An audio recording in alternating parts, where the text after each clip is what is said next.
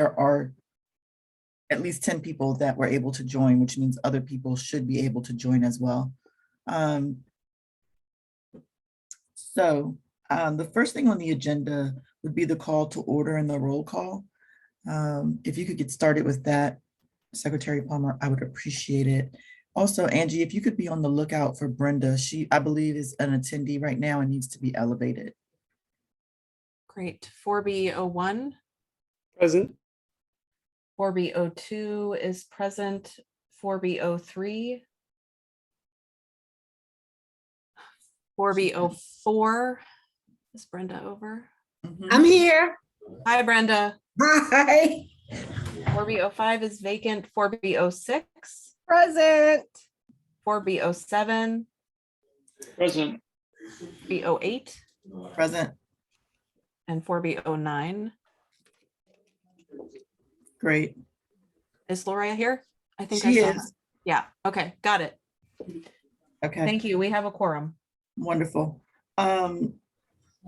So just to take care of a few administrative items, I will apologize for the technical difficulties in getting everybody on the meeting. We've gone pretty much over 2 years now without having a technical difficulty. So I'm hoping that everyone can afford us a little bit of grace. And we will just keep pushing forward. And as people join, we can update them as we need to. To participate in the virtual meeting, you need to use your raise your hand function. If you're on the phone only, I ask that you press *9 to be able to ask a question or speak during the community concerns portion of the meeting. And so with that, we'll move into consideration and approval of the May agenda. There are 2 changes to the agenda. One is, in my opinion, quite significant.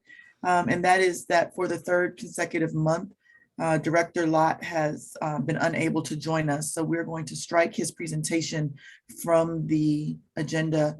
And we actually have an addition to the agenda as well, which is a short 5-minute presentation from OCF.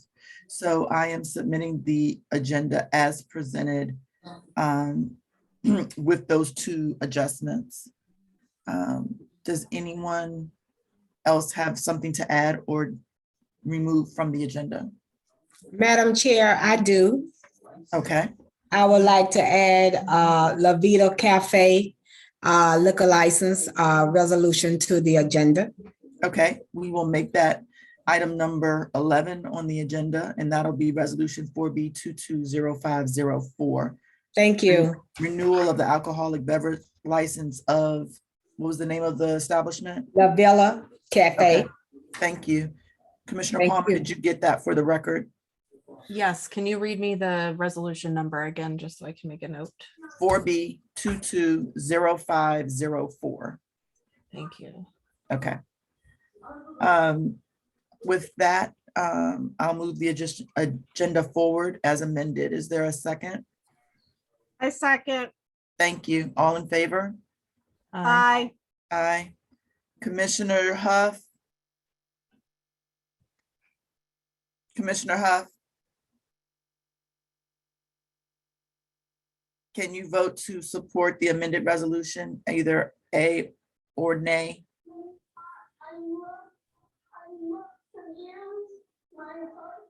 Commissioner Huff? I can't hear you. I can see you, but I can't hear you. I need you to either vote in favor of the amended agenda or against it. In favor? Thank you. So that's everyone.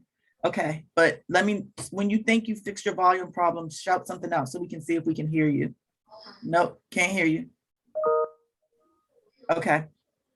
Next would be the approval of the April regular public meeting minutes, which were distributed to all commissioners. Is there any question or concern with regard to the minutes as presented? I'll just say that I will provide a link for the quarterly financial reports from the website at the conclusion of this meeting for the modification of the report.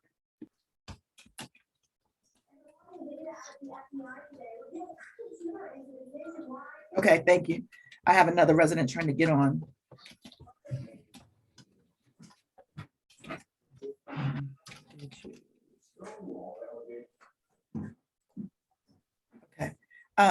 With that, I make a motion to approve the minutes as presented. Is there a second?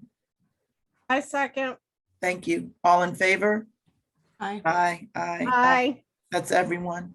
Thank you. All righty, next on our agenda would be the treasurer's report. Commissioner Bromagin, are there any updates that you need to present? Not really, but I can Okay. just provide that the current balance in our checking account as of today is $50,668.31. Thank you very much. That's it. All righty. The next item on the agenda would be Commissioner updates. So 4B01, do you have any Nothing updates? at this time, Madam Chair. Thank you. 4B02, Nothing from me today. 4B03 is not here. 4B04, No. okay. 4B06. Commissioner Johnson? Okay, let's move to 4B07. No updates. Okay, I'm gonna My take, apologies. I just heard my name. I had to take care of something. What was the no worries. question? Do you have an update for the community? No, none at this time, other than Council Member Louis George is looking for individuals to hire for neighborhood safety engagement. She just sent out an email today. So if you know of anybody in your individual communities that might be willing or able, that could be a great opportunity for them to serve their community. Thank you. Okay, so as I mentioned earlier for my update, I want everyone to understand the seriousness of the commission having invited an agency to our meeting for 3 consecutive months and they're not appearing. I'm very disappointed in the fact, one, that we structured an entire meeting around a director of an agency. So we have a huge gap in our meeting for tonight. And we take pride in the way we schedule our meetings, in the way that we provide quality information to residents. We want to be very respectful of your time, but just imagine how difficult it has been for us to then work with this agency when we can't even get the consideration of the director. So I would suggest that anyone that joined this meeting tonight because they wanted to have a full-bodied conversation with regard to traffic safety in our community or any other DDOT concern, that you submit your concern to Director Everett Lott, whose email address is on the DDOT website, and that you CC your commissioner, because they also need to understand your dissatisfaction with not being able to see representation from agencies that impact your quality of life on a daily basis. Madam Chair, That's my update. Madam ma'am. Chair, can we CC Muriel Bowser on this also? Absolutely, Because she needs to know. absolutely we can. Thank you. Not only did we provide a list of items on the actual agenda, but over time, we have each contacted DDOT and its representation with regard to S&D specific issues. And so at any time, you're able to contact the mayor and share your concerns with her with regard to the effectiveness of the agencies that she represents. And I'm sure when we get to it, which is going to come up after community concerns, Mr. Mitchell, who represents the mayor's office, is going to let us know that he forwards, our concerns, as he does all the time, right? Very adequately. But at some point, we need to speak directly with the agency with whom we have concern. And so it's not necessarily, while it might be within Mr. Mitchell's responsibilities to convey meeting information to respective agencies, when we make a direct request for an appearance by that agency, I find it disheartening that, again, over the course of 90 days, not one person could find an opportunity to come before the meeting. So I'm not going to beat that dead horse, but I want to any further, but I just want to make it really, really clear that we not only requested that they attend in March, but again in April, and again for the May meeting, and it was in writing. So there was every opportunity for someone from DDOT to be here tonight. So with that, I'm going to move on into community concerns. If there's a question, you can use the raise your hand function, or you can dial *9. Let's start with Elizabeth Sloan and then move to Scott Knickerbocker.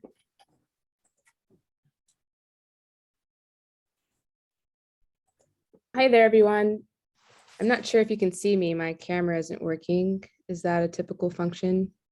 You have to wait until you're promoted first, and so you should be able to use your camera now. Oh, I see. Thank you, Madam You're Chair. welcome.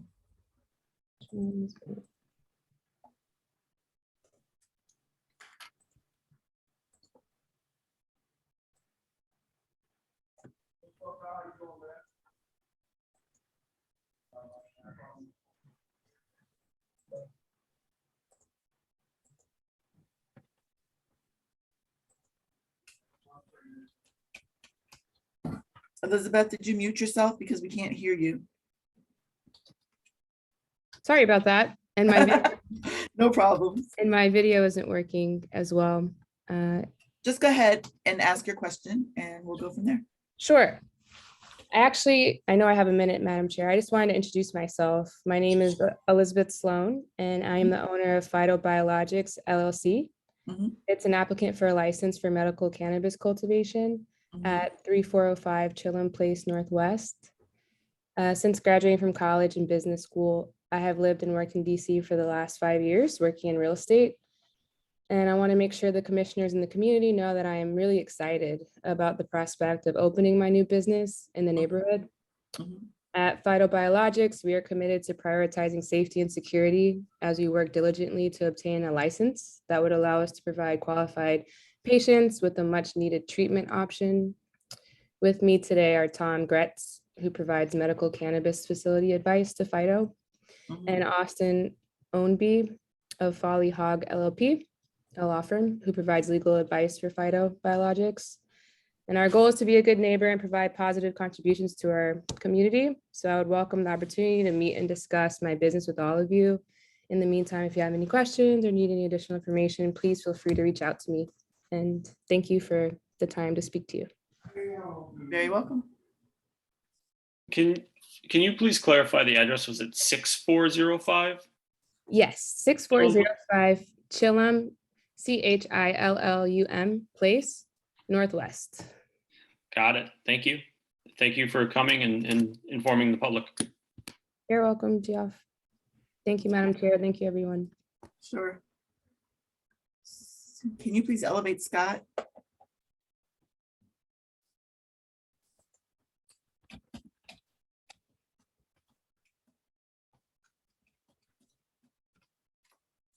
Hi, Scott.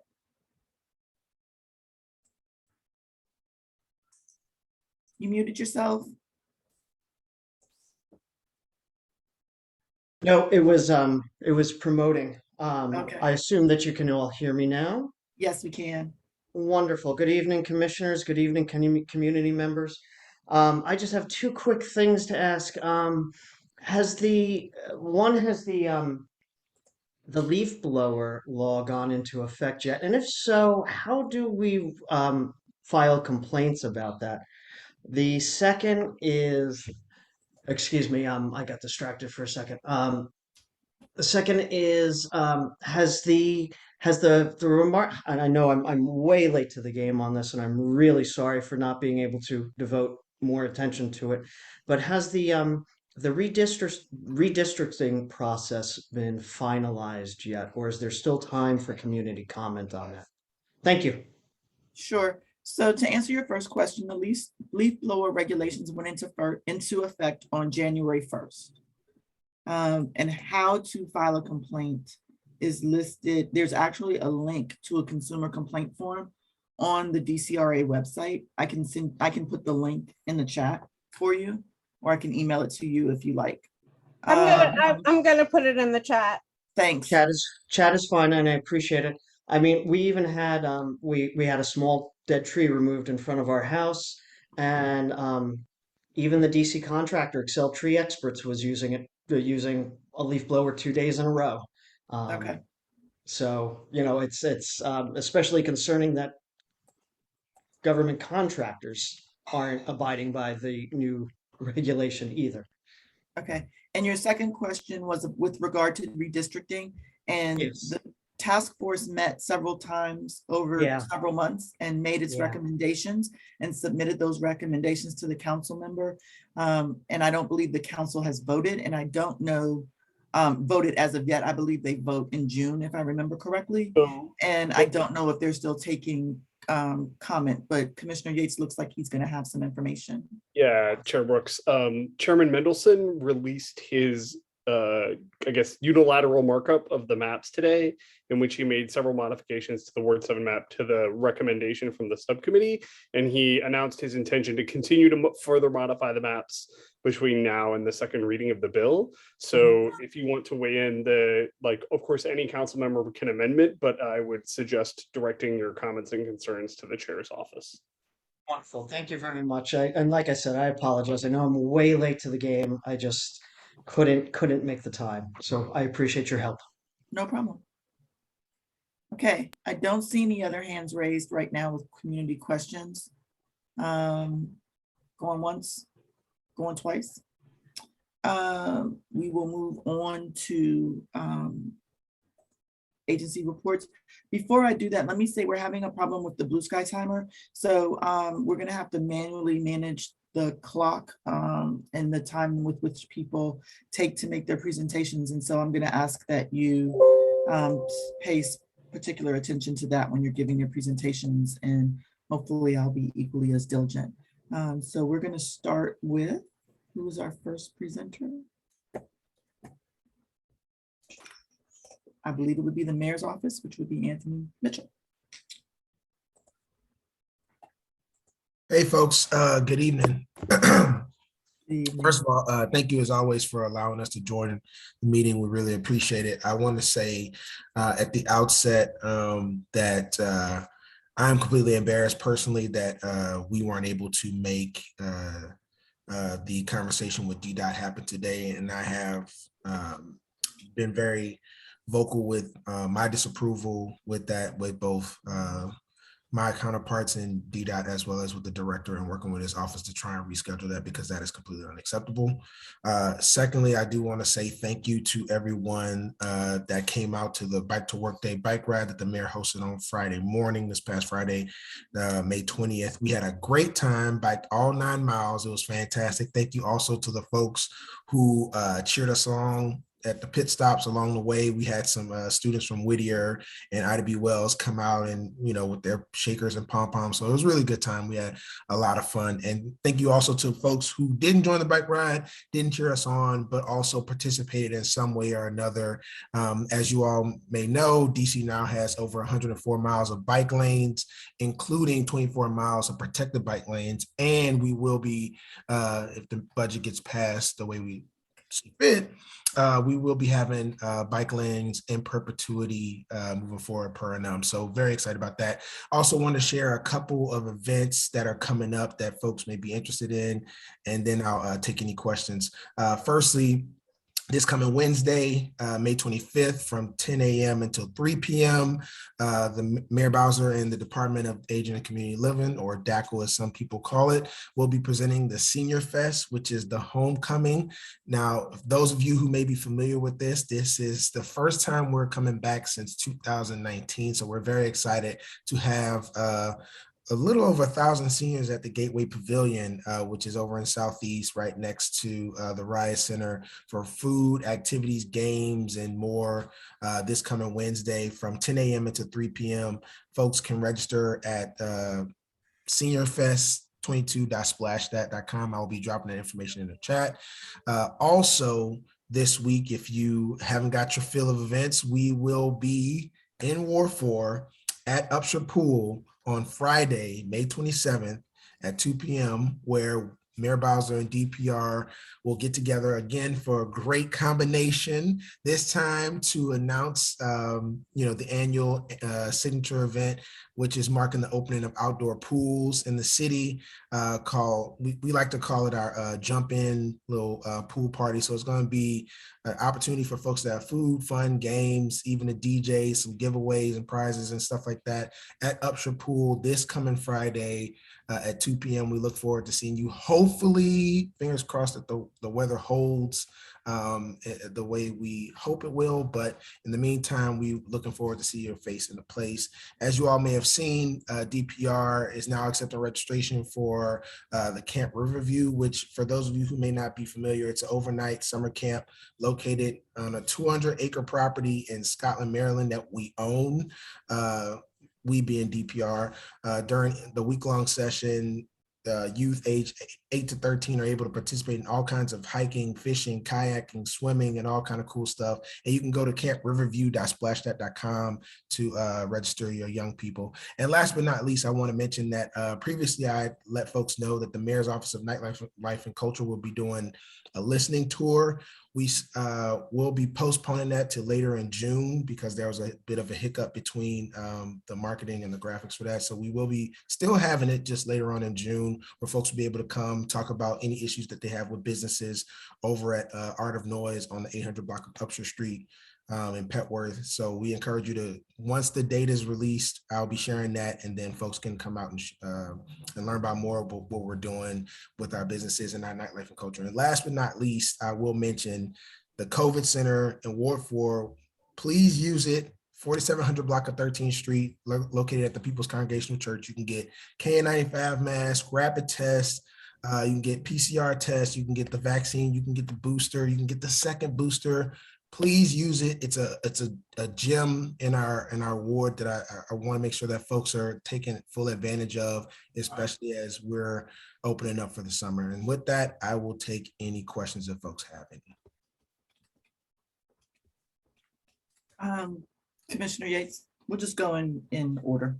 Yeah, Anthony, since the DDOT director couldn't join us tonight, I figure I'll take my question directly to you. The intersection of Juniper 8th and Eastern, where the mayor held her bike event, has a crosswalk that is 2 weeks away from its 2-year anniversary of the first 311 request I filed to get it repainted. It hasn't been repainted. It's part of a safe route to school for the students at San Miguel International School who use it to access their playground. This commission has requested that it either become a raised crosswalk or a 4-way stop. There's been no progress on it. The safe routes to school assessment for San Miguel is pending for over 8 months.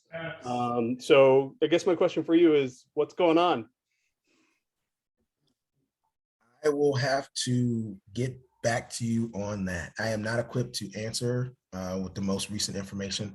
But what I'll do is anybody that came to this particular conversation expecting to talk to Director Lott, both commissioner and community member, I will personally take those and try to get answers by the end of this week, because again, that it's unacceptable that we didn't have the chance to have a candid, more fuller dialogue with the agency that's responsible for it. So what I don't have the answer in the short right here for you right now, but what I can commit to is getting you an answer by the end of the week.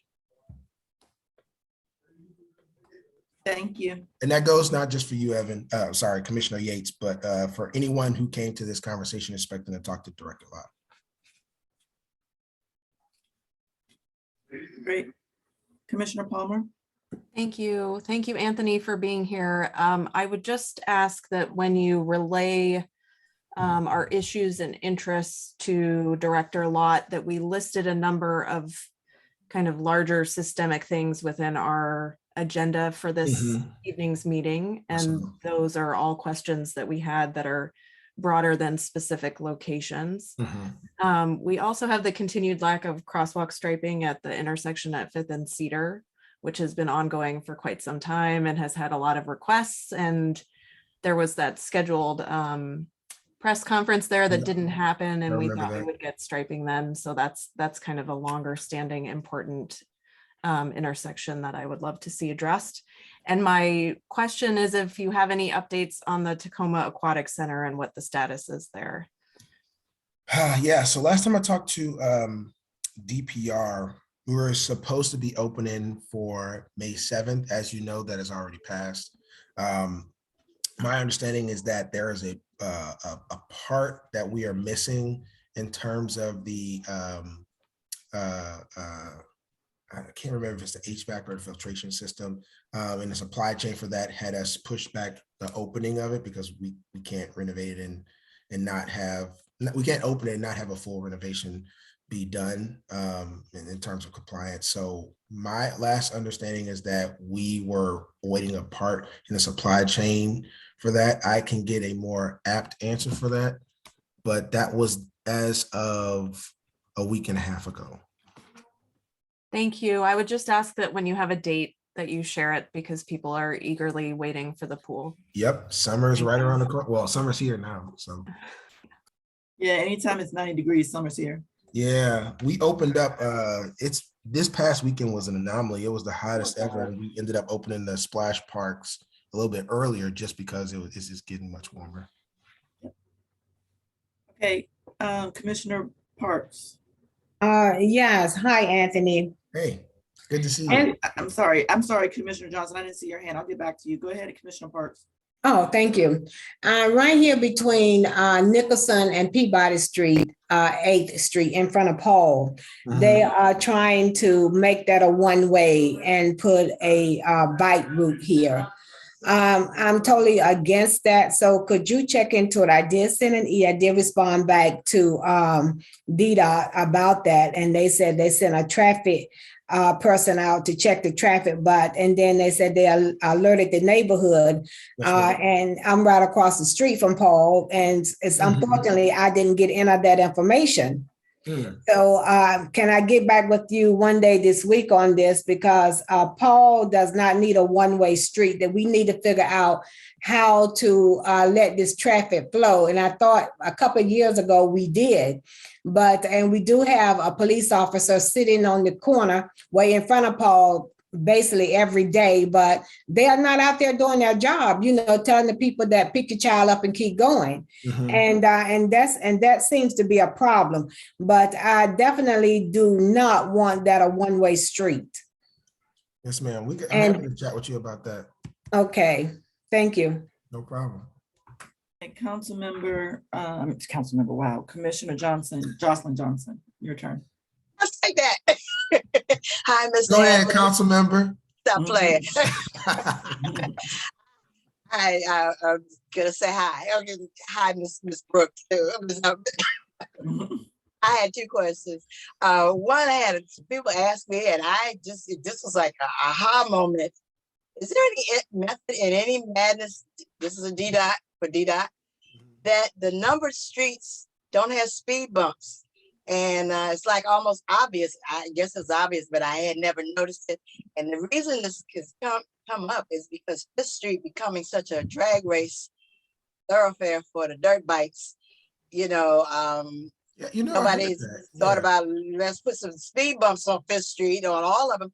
So the worded streets, if you will, have the speed bumps in 7th and 8th and 9th and all of them where you kind of see like, duh, you set up a drag strips on all of these. They don't have them. I'd like to know from Mr. Lott why. And I just wanted to actually ask you, and I'll leave it alone, any updates dealing from Mr. Purcell about the residential handicap parking? Yes, I saw that. And I was just talking with him and oh gosh, I just forgot her name. We were so residential handicap parking has been a sticky issue. Part of it is the way the law is written.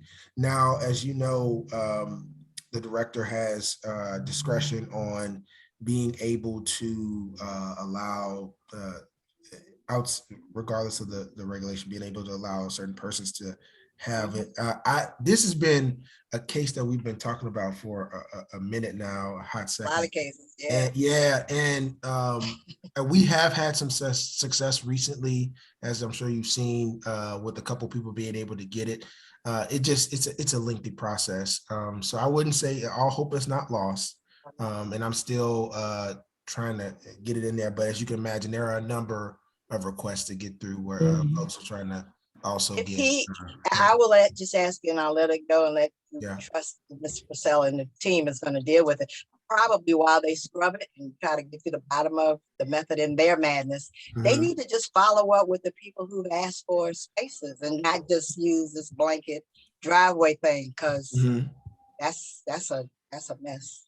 Really. Yeah, and then you have some people who I was working a case late last week when I was recovering after I came back from being out for COVID, where somebody has a parking space in the back of their home, but they have stairs, and so she's a little bit older, and trying to get up the stairs is a little bit more difficult than if she had the parking space in front of her home, and not, maybe it's just, I think it's about 2 or 3 stairs that she'd actually have to go up instead of a flight or 2 of stairs, which But for yeah, someone you that's a gotta little bit talk to older the is a little bit harder.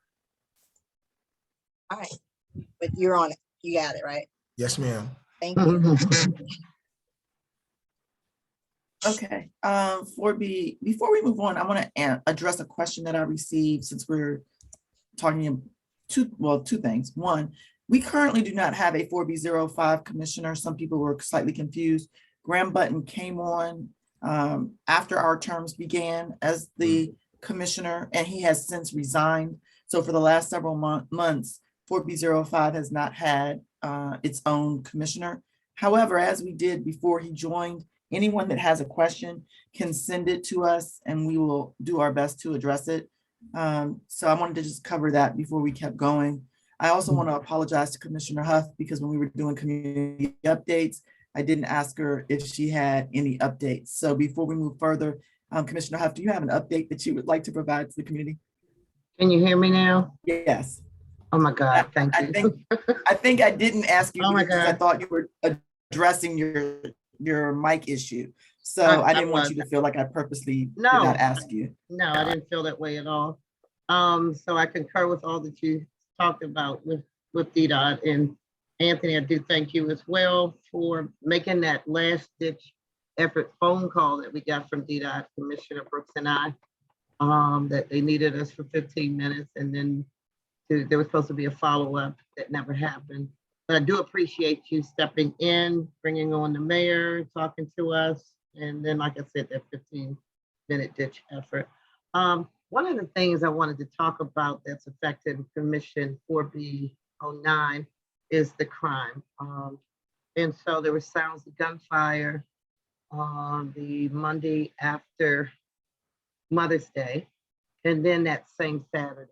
And so some cars were affected. One was a total loss of understand from the impact of the bullets. And then the other was a resident that had their car totaled before from gunfire. Most recently, we experienced a murder not far from where we live, and one of the residents, I understand, was from Riggs Park. So Anthony, I'd like you to work with me on public safety, and I've also reached out to the person that took Derek Staten's place to kind of do some pop-ups to see what we can do. It's people are out, and we can see Riggs Road is live and kicking, and so people are out and just kind of want to get a grip on it and just have some engagement with the police. I was told by the person that there's going to be an event at 4D, which is fine, but I want to kind of cultivate some things over here. And Tiffany, I need to hear more about what our council member has for that public safety component.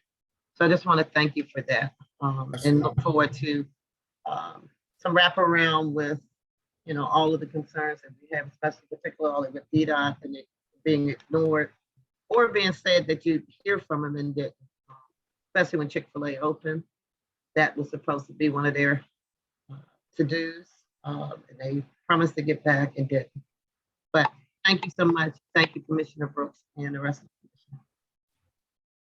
commission. Okay, Commissioner Tiffany Johnson, or Mr. Mitchell, is there something that you need to address now with Commissioner Huff, or should I move to Commissioner Tiffany Johnson? Oh, no, I just want to say, yeah, I'm happy to work with you on that. I did see, Commissioner Hunt, that you sent me a note about Ward 4 open streets. That did already happen in October of last year, and we're in the, I'm sure as you probably saw last weekend, this past weekend, that there was an open streets in Ward 2 and 6, and they're going. And 8. In 8, yeah, that's right. That's Yeah. right. Yeah, I'm losing count. We did 2 and 6, we had 8, and then we got 7 coming up. But we have them going on all over the city. But Ward 4 in October was the kickoff, the larger one on Georgia Avenue. We're coming back. We're coming back. Yeah, I work in Ward 8, but I'm homeless Ward 4. Thanks. Yes, ma'am. Okay, Commissioner Tiffany Johnson. Hi, Anthony. A couple of questions that some of the other commissioners have already touched upon. But as we're heading into, the spring, summer season, we're going to see a lot more dirt bikes. And so if you could take this question back to DDOT's director, how are we going to ensure that our parks are not damaged by the usage of individuals using those dirt bikes, motorcycles, whatever, ATVs, whatever you want to call them, on public land or MPR land, MPS land? Because we've seen that in the past, and they have literally desecrated the grass areas. Let alone scaring people, myself and my daughter included, on the roadways. Yeah, especially at all hours of the night. Yeah. It's a noise problem, it's a speeding problem, it's a safety problem. And so I was hoping that Director Lott would be here tonight to answer some of those questions, and we could triage possible solutions. Yes, ma'am. So if you could take that back to him, that would be greatly appreciated. Happily.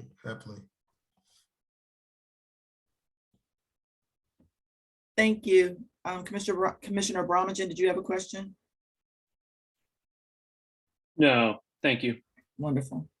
Okay, and I believe we already got Commissioner Huff's question, so I think that will do it. I will compile my DDOT list for you, Mr. Mitchell, which I'm sure you probably already have, because I ask the same questions every time because we don't get an answer.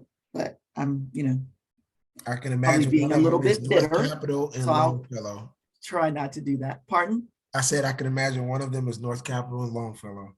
Yes, it is. How did I know that? One of them is also 3rd Street in front of Chick-fil-A. Yeah. I mean, we should all work together and compile just a big list of all the things DDOT has yet to respond to. Oh, I think they already have. I think that'd be great. That's probably why he didn't come. He knew it was gonna happen. Like, all right, Mr. Mitchell, thank you so much. No problem. And are there any community questions in case? I know I'm well over time. I'm so sorry. Yes, we are well over time, but I do not see any hands raised. So if you have a question for Mr. Mitchell, please raise your hand. And I'll be sticking around, of course. Okay. In case anything else comes up. Thank you. Don't see any hands raised, so we're going to move to James Lewis from Hey, everyone. Lewis George's office. Thank you, commissioners. Thank you, neighbors. Thanks, Anthony. I definitely want to be on that email when we get the list. I'll be happy to follow up with our wonderful DDOT liaison, Christian Pinheiro, who's been super helpful getting us info on NOIs, on things coming up in DDOT. So hopefully I can assist with that. So my name's Jim Lewis. I'm a constituent service coordinator at Councilmember Lewis George's office. And we have a few updates really quick. We're really close to finalizing the DC budget, and we have some big wins for DC schools. We're working with the council members, been working with fellow council members to secure important investments in the DC budget for our community and DC families. We fall alongside our communities in Ward 3 and with Ward 3 SBOE Rep Fraser O'Leary, and secured a major budget win for Ward 4 schools to address overcrowding and remove key obstacles to much needed modernizations of Ward 4 schools. The Roosevelt State Academy will move to Garnett Patterson on U Street, a renovated transit accessible location that will serve its citywide population well. Roosevelt High School will get to keep its entire building for itself and resolve a severe overcrowding it's been experiencing 7 years ahead of the schedule. Truesdale, which is a big deal, Truesdale Elementary will swing at Sharp Health Campus, which is ensuring that it has a local renovated swing space with outdoor recess space during its modernization. And it's a big upgrade from its previous plan.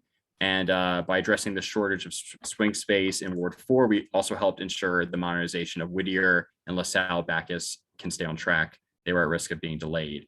The DC budget also includes funding for new cafeteria additions for the Coolidge High School. So Coolidge and IW Wells no longer have to share the cafeteria space. And there were other budget wins for Ward 4, such as more funding for the upgrade and redesign of the Pepper Library next year, up to 1.5 million that we will share with you once the budget's finalized. And I'm going to share links to all of this later. I talked about the Green New Deal for housing in lead-free DC that the council member introduced. I'll share a link to that. There's a lot of details for that. There's going to be a Green New Deal for lead-free DC that we're trying to get passed. Super exciting, and I'll share a link to that. A big piece of legislation that's super important for 4B passed.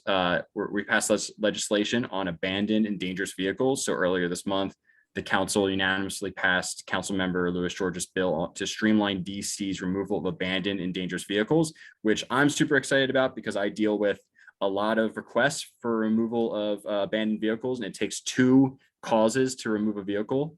And right now, if a car has flat tires, a car has an expired plate or registration, you can't remove it unless you have a second reason. And abandoned vehicles just cause a lot of issues. It causes limited parking, draws rats, poses dangers of broken glass. So this fiscal year, DPW only removed 7% of the abandoned vehicle complaints that came from the public, but the bill will change that. We are also making investments in the DC budget to expand DPW's boot crew and their impound lot space.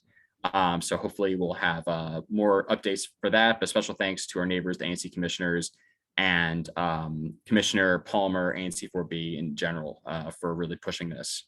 And then we're doing a tour of all the Ward 4 rec centers. I won't go too deep in this, but we're visiting Riggs LaSalle, Lamond, Tacoma, Petworth, Upshur, Hamilton, and Lafayette Pointe. I'll be there next week at those visits with a council member. That'll be on Wednesday and Thursday. It's this week, sorry. And then we have our Care Days coming up. The Lamond Care Day is soon, and we had just recently the Tacoma and Manor Park Care Day, which included Commissioner Jocelyn Johnson, Commissioner Allison Brooks, Commissioner Tiffany Johnson, and we had a great time. It rained every time. Quick update, National Park Service is cutting the grass at all the national parks in Ward 4, specifically for Slocum, the 4 Circle Parks this week before Memorial Day. So happy about that. And we're always going to share our newsletter, and hopefully everyone reads that and keeps updated what we're doing in the ward. And I'll be happy to take any questions, and I'm going to share all these links with everyone else and my information. Thank you. Commissioner Parks, you have a question? Yes. The land over here often between 7th, I would say from 5th Street up to 8th Street, Military Road, Missouri Avenue. Is that federal or that district? That is federal. That's part of the Fort Circle Parks, and that will be included hopefully in this mowing project. They've had a hard time getting contractors because they contract out and they have limited mowers and vehicles to do the mowing. And so finally, they're going to focus on mowing basically from Riggs and South Dakota all the way up, Fort Slocum, all the way up Military down to Rock Creek. So that whole line of open space is national park land. Okay, just one more question. Low tags, why the council member did not send out letters in Ward 4 to people that have low tags? I can follow up with that for you. I don't know the exact details. Okay, thank you. Happy to follow up though. I think letters did go out in Ward 4. I know people that have low tags and got letters, so it might be a US mail issue. That could also be the case, but you can follow me and I'll be happy to help. Yeah, because yeah, please do. Thank you. Yeah, of course. Okay, Commissioner Tiffany Johnson, do you have a question? More of a statement. First and foremost, thank you for the update regarding the mowing of the Fort Slocum Park. We were having some issues with that. I greatly appreciate it. Second, just Brenda, I believe that it was a mail issue for you because I did receive a letter as well. And was able to go down and get my tags renewed. So you might need to follow up with your postal office to ensure that that mail wasn't delivered to a wrong address, returned to sender, things of that nature. And if you have still more issues, even after you talk to USPS, just let us know and I'll assist. That's okay, sweetheart. Thank you. I thank all of you all. Thank you. Okay. Are there any other questions from commissioners? Nope. Okay. Thank you, James. There's Thank a question in the chat. Yeah, so Oh. the status of the redistricting map, we talked about it slightly earlier, but the map that's proposed is proposed, but there's some changes that the chairman's making right now, and we can keep everyone updated in hopefully in our newsletter or in some other form. So there's still some more movement with the redistricting maps, James, but that's mainly Ward 8. James, it's in Yeah. Ward 7. Do you know Yeah. if the council member supports the chair's changes? I can get back to you with that. Thanks. I think we're happy with what they were, but I can clarify that for you. Appreciate it.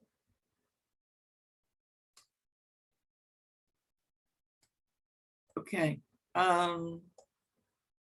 We're gonna move on. Thank you, everyone. I just rolled off of my agenda for a second. Okay, next up would be State Board of Education Representative Fraser O'Leary. Good evening, Mr. O'Leary. Good evening, everyone. I'm going to start with the good news. I usually don't do with that. The DC Council passed legislation that was Ward 4 friendly. The Roosevelt Stay program will be moving to the Garnet-Patterson space at 10th and U in the fall. The money's in the budget to fix that before the fall. Roosevelt will now be able to be a standalone high school. If you don't know that Roosevelt has got the highest number of people over their capacity of any school in the city.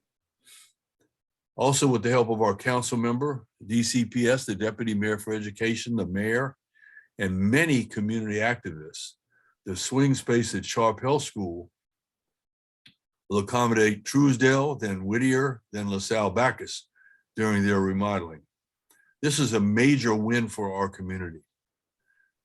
If you remember when the Military Road School was first proposed, there was going to be a pre-K from Lafayette, and the community got on the mayor, and she changed her mind. And the same thing happened with DCPS with the swing space at Sharp Hill School, and with Stay moving down to Garnet-Patterson at 10th and U. It has now been over 2 years since Mrs. O'Leary's Books for Friends began delivering books to schools in Ward 4 and beyond. There have been over 30,000 books delivered. We are still collecting donations. Please pass the word to your friends and neighbors so that we can continue to put books in the hands of our elementary and middle school students. Listen to this. This month, there will be over 10,000 books delivered to our Ward 4 elementary schools, compliments of the Reading is Fundamental program. My number is 202-236-2184. My email address is oman9@aol.com. You can drop books on my porch at 1318 Farragut Street, Northwest, if you so desire. Please contact me for any school-related issues. If I don't know about the issues, because sometimes people just don't talk about stuff. If I don't have an agenda except to take care of the children and the parents and the people in the school buildings. If I don't know about the problems, I can't help solve them. And that's what I want to do. Thank you very much. Thank you. Does anyone Oh, have I a didn't know I had a question? clock. Does anyone have any questions? Nope. It looks like you're free to go, Mr. O'Leary. All right, thank you. All right. So next on the agenda would be committee updates. Or actually, let's see if, I'm not sure if MPD is on the call. So if there's a representative from MPD, if you could raise your hand so I know you're here, I would appreciate that.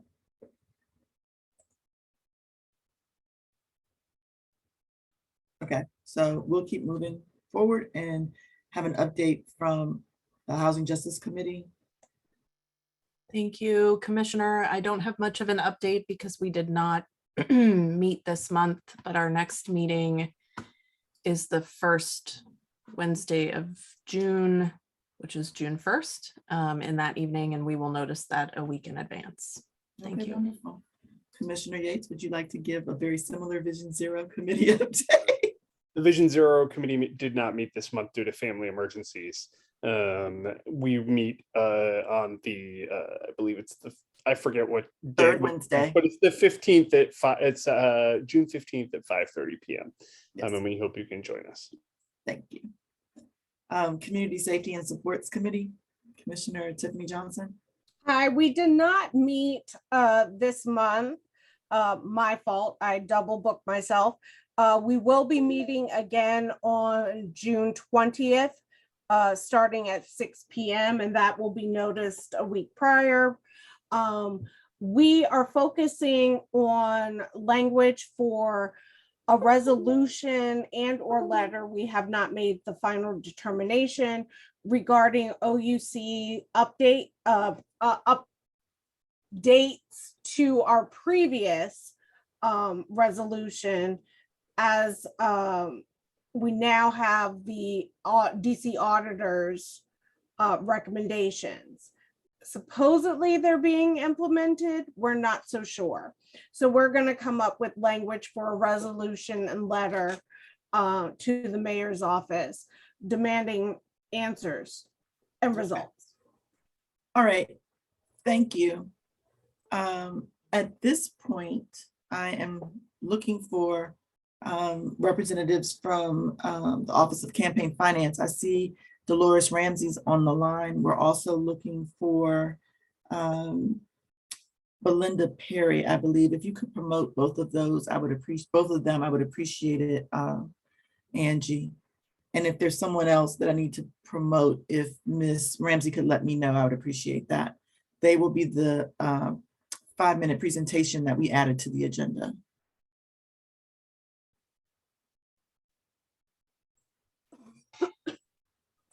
It's allergy medicine. Oh, I didn't.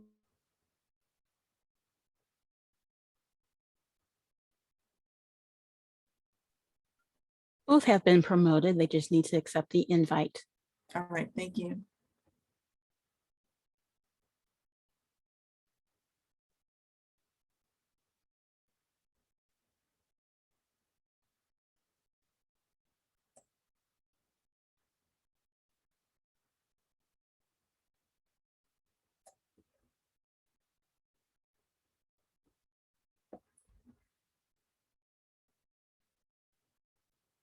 Good evening, Ms. Ramsey. Good evening, Ms. Perry.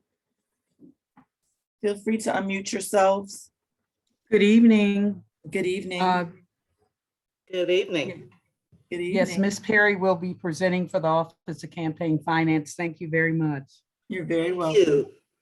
Thank you, everyone. Good evening. Thank you, Chair Brooks and commissioners. It's a pleasure to be invited and to talk about our organization. I'm sure you've got a lot of feedback because this election year is very robust and we are inundated with candidates that are seeking funding from the Fair Elections Program. So most of you know generally what the Office of Campaign Finance does, but I'm just going to give a very brief overview because I know time is of the essence and I want to get to the meat and of the new program. So as you know, the Office of Campaign Finance is composed of several components. The Office of General Counsel, where I am an attorney, and we render advisory opinions, interpretive opinions We monitor late filings, we monitor campaign issues in general. Any information or guidance you seek is with our office, and we welcome and we're open to giving people information to help them walk through the process to make it more friendly and to ensure better compliance going forward in the future. And then Ms. Ramsey's department, which facilitates the public learning more about our program, which is why I'm here today. Shout out to Ms. Ramsey. Thank you, Ms. Ramsey, is the training and development program. So she spearheads all of the community involvement and allows the community to have opportunities to have representatives speak to them concerning the workings of our program. Then there's the report analysis and audit division, which is the traditional program, as has always been in the Office of Campaign Finance traditionally. And those individuals that seek to run under that program do not accept any public funds. So they are just curtailed by the traditional regulations of the Office of Campaign Finance. And then we have the Public Information and Record Management Program, which basically tracks all contributions, tracks all filings, conducts conference meetings, conducts meetings to ensure that the candidates and the treasurers are all in sync and know what the regulations are. And then finally, we have the Fair Elections Program, which was started, as you know, in 2018. It was funded on November 7th, my birthday. So we share something in common, and it's a really exciting program. So what happens, the synopsis of the program is that if you're seeking to run for mayor, attorney general, council chair, ward council, state board of education at large, or ward, you can get 5-to-1 match for every contribution that you get from a district resident. So you are entitled to get contributions from non-district residents, but they will not trigger a match. So if you seek to stay within your community, and this program is designed so you do just that. So you stay within your constituents, so you focus on your constituents and don't have to go out fundraising. You don't have to worry about being beholden to large corporate donations and public interest groups. So you really want to focus on your constituents. So if you agree to be bound by accepting small donations from residents of the District of Columbia, or small donations in general from from outside jurisdictions with no match, then you will be certified. Once you're certified, you will then get a base amount payout in addition to your individual 5-to-1 matches. So say, for instance, just to give you an idea, and just some of the other important parameters, you cannot take any money from PACs, you cannot take any money from corporate entities, and you can only take monies from Fair Elections PAC, but to date, they do not exist so far. So there is an interest in keeping dark money or outside money or large corporate money out of the mix, and therefore promote people that have ideas that are new, invigorating, that have not had the chance to run because they are not in control from large donors, or they don't have anybody to answer to. So it creates a level playing field. So for this, we're very excited.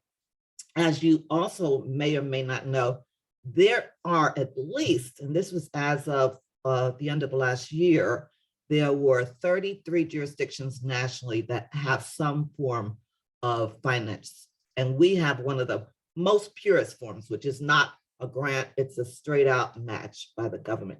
So just to give you some physical idea of the monies that have been generated to date, we have had, I'm gonna rush this up, we have had 12 candidates that actually were in the primary for June 2020, 4 candidates in the special election for June 2020, and there was a total disbursement of $4 million, and that was to 36 candidates.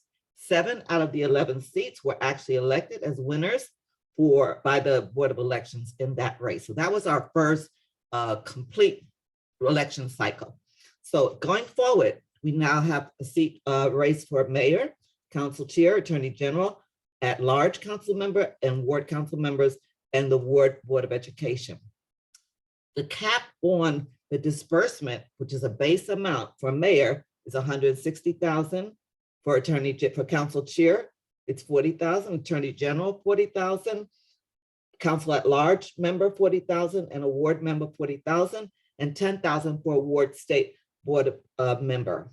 And the payout for these positions is fixed by statute based on a certain formula, and it's in the regulations that are posted on the website. So you have complete transparency and access to this information. So I'm just going to round off the figures, but it was $3.5 million is the cap payout for mayor. A little over $600,000 is the cap for council chair. A little over $800,000 is the cap for attorney general. And a little over $300,000 is the cap for the at-large council member. And the ward state board of education is a little over $33,000. So as you can see, these are tremendous inroads in success in launching such a program and being very progressive. And it has been very successful. To ensure compliance, to deter any fraud and abuse, there is a two-step verification process of every dollar that's donated. It gets checked not once, not twice, but 3 times actually. And there's a final audit after every single election for every candidate, unlike the traditional program where there's only a random audit triggered annually after each election.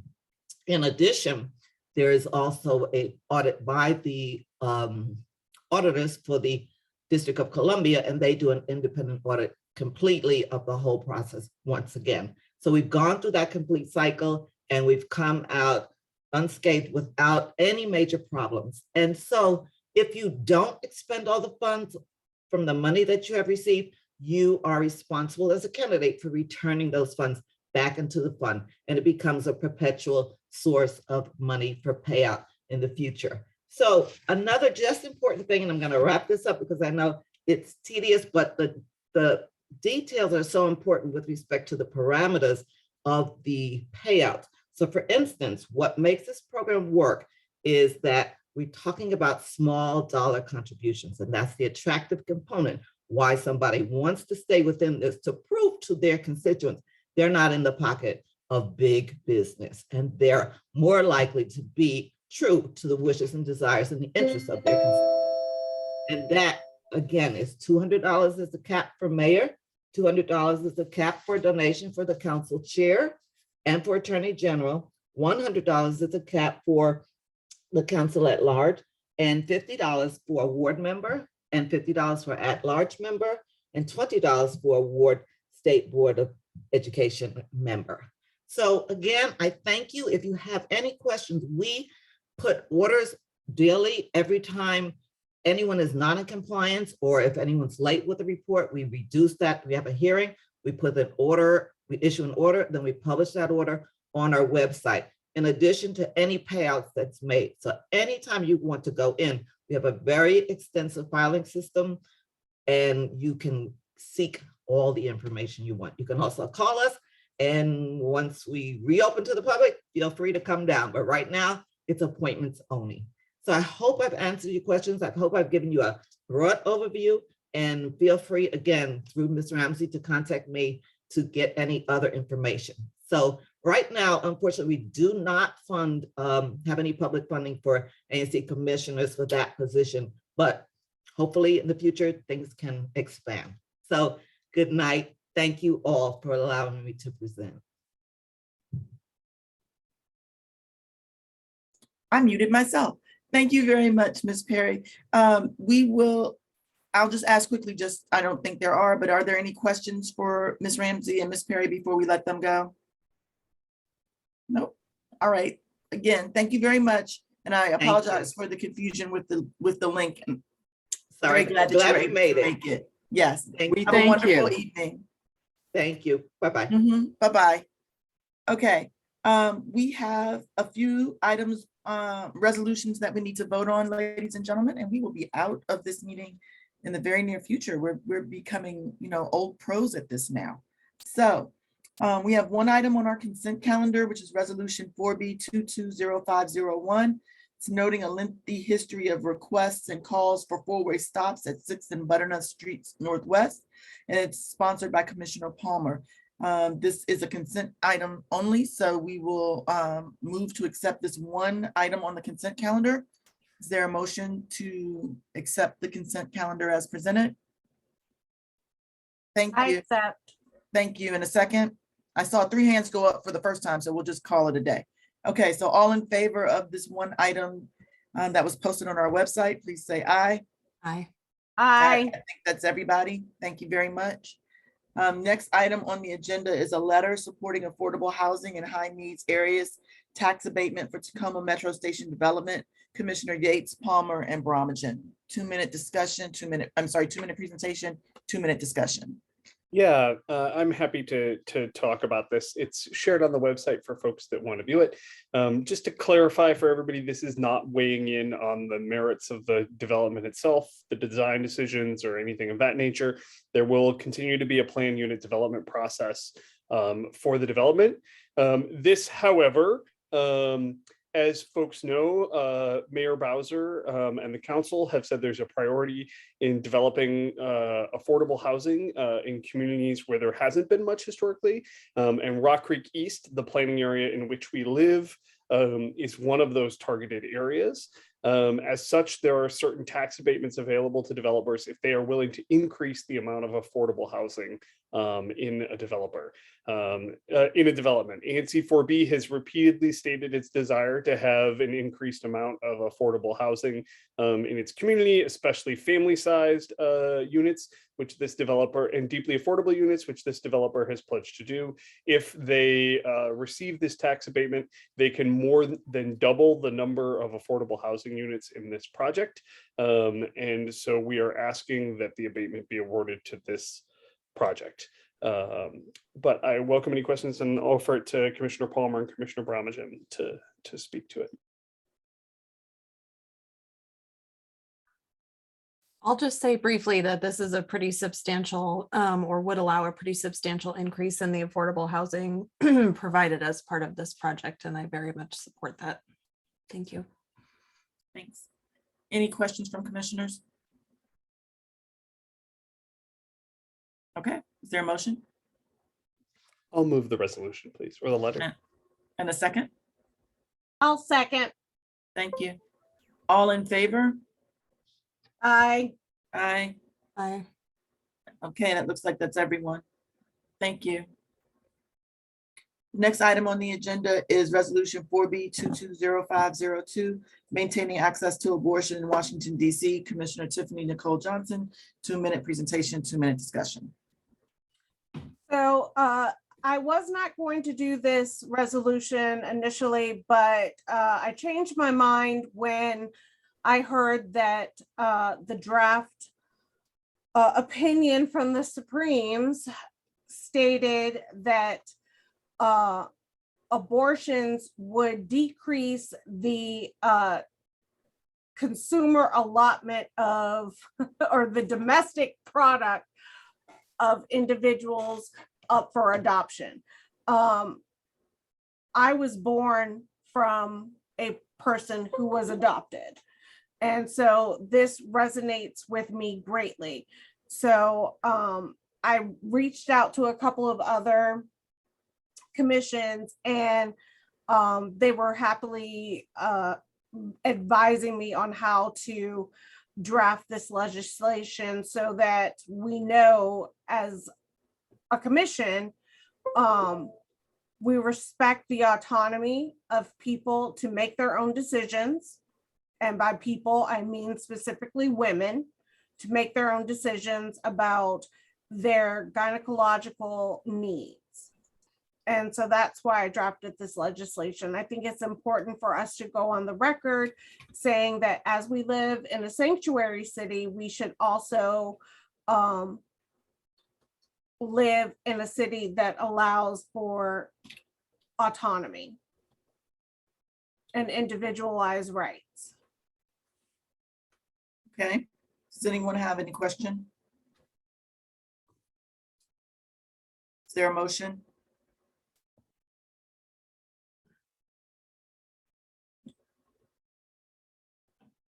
Commissioner Tiffany Johnson, do you have a motion? I make a motion to approve this resolution. Thank you. Is there a second? Commissioner Jocelyn Johnson, are you seconding? Yes. Okay, I wasn't sure if you were asking a question. All right, all in favor? All in favor? Aye. Aye. Aye, that's everyone. Thank you very much. Second to last, excuse me, is resolution 4B220503, which is the renewal of alcoholic beverage license for Oohs and Ahs Restaurant at 5933 Georgia Avenue. It's Auburn case number 107879. Commissioner Parks, 2-minute presentation, 2-minute discussion. I would like for this to be approved because we have not had any problems within the neighborhood with Oohs and Ahs, and I did go up and I talked with them about everything, and they agreed upon everything. And I did talk to them about the trash cans being out front, and to my knowledge, and I went over to Walmart because Walmart does own that store. They don't have a back door. So they have to keep the trash cans out front, and they did promise that they do sanitize them once a week, and they keep the trash picked up. And when the bags fill up, they have to walk all the way around Georgia Avenue down Military Road to the back of Walmart to get the trash into the trash bins. And I told them that I would keep a watch on that, but I do would like for them to have their liquor license. And I make a motion. I make a motion. Are there any questions? Yeah, I'm sorry. No questions? Okay. Is there I make a motion on the liquor license. Okay, second. Thank you. All in favor? Okay, all opposed? Any abstentions? I vote yes. My Thank you. apologies. So that's, what's that? Let me see. I'm doing some quick math here. I'm gonna add 1, 2, 3, 4, 5, 701. 6, 7, 4, 1 abstention. Thank you. All right, lastly, we have the item that we added, which is resolution 4B220504, renewal of alcoholic beverage license for La Bella. Yeah, La Bella Cafe. Commissioner Parks, 2-minute presentation, 2 minutes discussion. Okay, the same go for La Bella Cafe. There's been there for years. We have never had any problem within the neighborhood with La Bella Cafe. They always follow the rules of the alcohol beverages, so I do approve for them to renew their liquor license. Okay, is there a motion? Is there any questions? Are there any questions? No. Is there a motion on the floor? Commissioner Brooks, I think we Yes. have to read this one out loud because it wasn't on the agenda. Oh, I'm sorry. Okay. I don't have a copy of it. Commissioner Parks, can you read the? Yes, I will. Thank you. This will be a government of the District of Columbia Advising Neighborhood Commission 4B Resolution 4B-22-0504, supporting a renewal of a liquor license for La Villa Cafe located at 6115 Georgia Avenue Northwest. Our license is -094826. Proposed for adoption will be May the 20th, 2022. Advisory Neighborhood Commission 4B, take note of the following.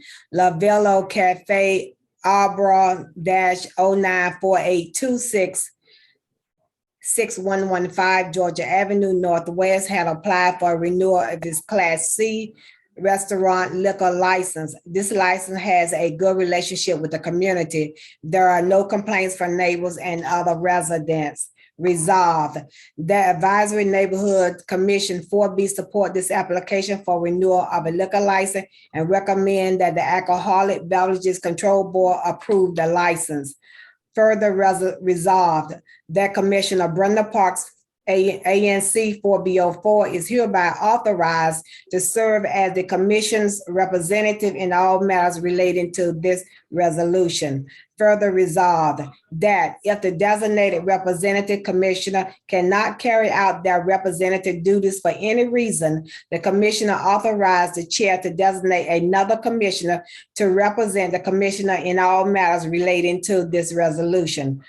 Further resolved that consistent with the DC Code 1-309, only action of the full commission voting in a properly noticed public meeting have standing and carry great weight. The actions, positions, and opinion of individual commissioners insofar as they may be contradictory